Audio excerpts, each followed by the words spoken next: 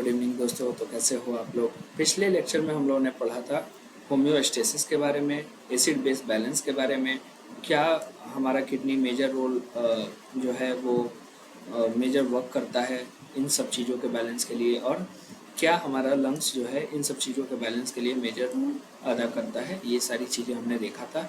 आज हम लोग देखेंगे हार्मोनल कंट्रोल मैट्रिक्स के, कि हार्मोन्स कौन कौन से ऐसे हार्मोन्स हैं जो इनमें जो है मेजर इम्पैक्ट जो है इनका है। तो फर्स्ट है एंटी डायरेटिक हार्मोन, जिसको एडीएच भी बोलते हैं। सेकंड है एल्डोस्टेरोन, और थर्ड है एंटी एट्रियल नाइट्रोयूरेटिक पेप्टाइड, एएनपी इसको हम लोग शॉर्ट में बोलते हैं। तो first of all anti diuretic hormone, तो एक्शन क्या है, तो इंक्रीज प्योर वाटर रीअब्जॉर्प्शन। तो ये क्या करेगा, किडनी में वाटर रीअब्जॉर्प्शन को बढ़ाएगा। ठीक है। इफेक्ट क्या है, तो decreases urine output, concentrate the urine. तो ये क्या करेगा, यूरिन आउटपुट को कम करेगा और यूरिन को कंसंट्रेट करेगा। फाइनली इसका जो रिजल्ट आएगा वो क्या आएगा, तो टोटल वाटर जो हमारे बॉडी में था वो एक तरह से बैलेंस उसका बना रहेगा। ठीक है। नेक्स्ट है एल्डोस्टेरोन, इसका एक्शन क्या है, तो इंक्रीजेज सोडियम रीअब्जॉर्प्शन। ये क्या करता है, सोडियम रीअब्जॉर्प्शन, जो रास मैकेनिज्म जो है, रास mechanism renin angiotensin aldosterone system management system जो होता है वो इसके थ्रू एक्टिवेट होता है, और इसके थ्रू क्या होता है, सोडियम रीअब्जॉर्प्शन जो है वो बढ़ता है। तो ड्राइविंग वाटर रिटेंशन, अब क्या होता है, ये वाटर को रिटेन करेगा, क्योंकि फ्री सोडियम जब आपके सर्कुलेशन में आएगा तो वो क्या करेगा, उसे चाहिए वाटर, तो वो वाटर को क्या करेगा, रीअब्जॉर्ब कराएगा एंड फोर्सेस पोटेशियम एक्सक्रीशन, और ये क्या करेगा, मैक्सिमम पोटेशियम को ये बाहर करेगा। ठीक है। और इसका इफेक्ट आपको क्या देखने को मिल सकता है, तो एक्सपेंड्स ओवरऑल फ्लूइड वॉल्यूम। ठीक है। तो बॉडी फ्लूइड वॉल्यूम को ये बढ़ा देगा। नेक्स्ट है ANP, atrial नाइट्रोयूरेटिक peptide.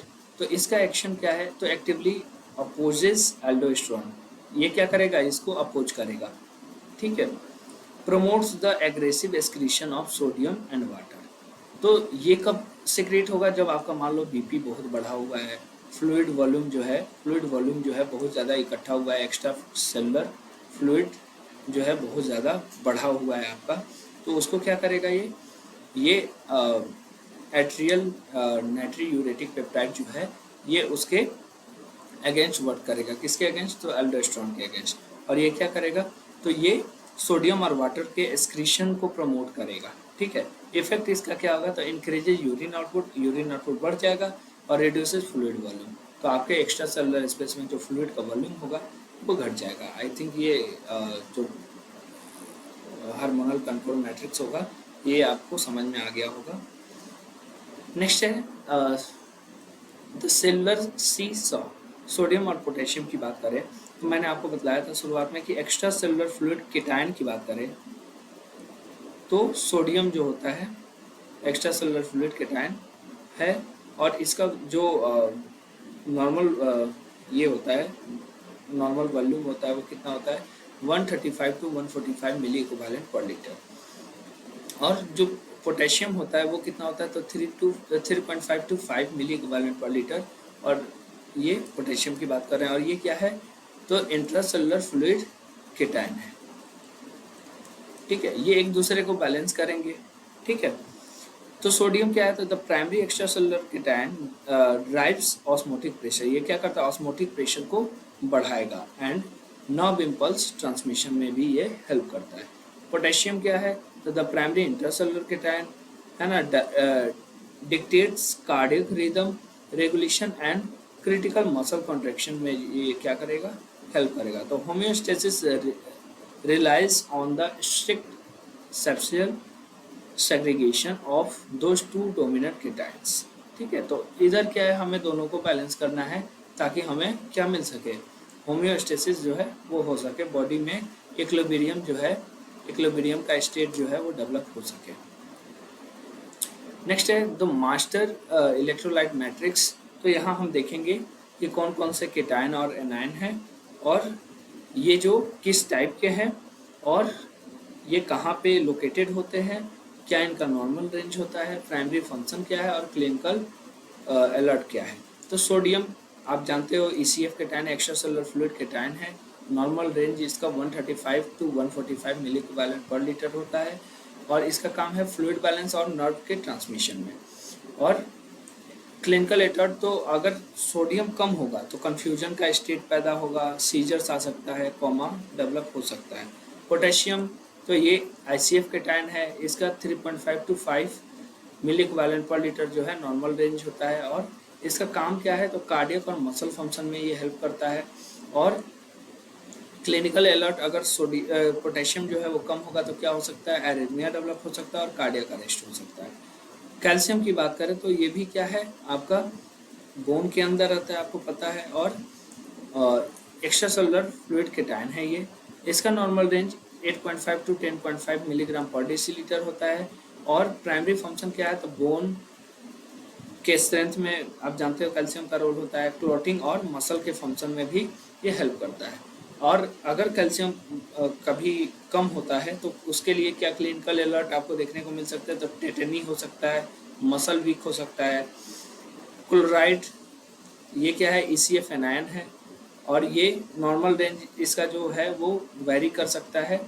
Osmotic balance में इसका प्राइमरी फंक्शन है और फॉलो सोडियम इम्बैलेंसेस, ये क्या करता है सोडियम को फॉलो करते रहता है। इसलिए देखना आप NS देते हो, है ना, सोडियम क्लोराइड चढ़ाते हो ताकि सोडियम अगर बैलेंस हुआ तो उसके साथ क्लोराइड भी बैलेंस हो जाए।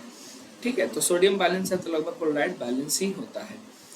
नेक्स्ट बाइकार्बोनेट की बात करें, है ना, तो ये एनायन है, ब्लड में रहता है, ठीक है, और ये इसका भी रेंज जो है वो वेरी करता है, लेकिन हम लोग 22 टू 26 जो है इसका रेंज लेके चलते हैं।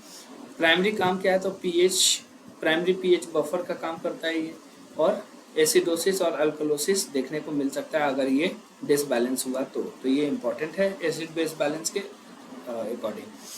तो ये आपका जो हो गया सेफर जोन हो गया, यानी एक बैलेंस pH हमें देखने को मिल गया कितना 7.35 टू 7.45, ये सेफ जोन है। ठीक है, इससे अगर डाउन जाते हो आप तो एसिडोसिस देखने को मिलता है और इससे ज़्यादा जाएगा तो अल्कलोसिस देखने को मिलेगा। ठीक है दोस्तों, तो नेक्स्ट है the triad of homeostasis, hemostasis. तो इसमें क्या है तो सिंथेसिस कंसेप्ट है, no system act in isolation, a failure or shift in one node immediately triggers compensatory cascade in the other to frankly defend the 5 cardinal principle. तो जो हमने 5 cardinal principal पिछले लेक्चर में पढ़ा था उनको हमें किसी तरीके से क्या करना है, अप्लाई करना है। अगर हम नहीं अप्लाई कर पाते हैं तो जो इक्विलिब्रियम का कंसेप्ट है, जो होम्योस्टेसिस का कंसेप्ट है, वो फुलफिल नहीं हो पाएगा। नेक्स्ट है एंडोक्राइन सिस्टम। तो जो हमने हार्मोन्स देखे ADH, ANP, है ना, आर्टेरियल नाइट्रोयूरेटिक फैक्टर जो देखा हमने, या एल्डोस्टेरोन देखा, तो ये भी हमारे लिए क्या है, एक की फैक्टर है।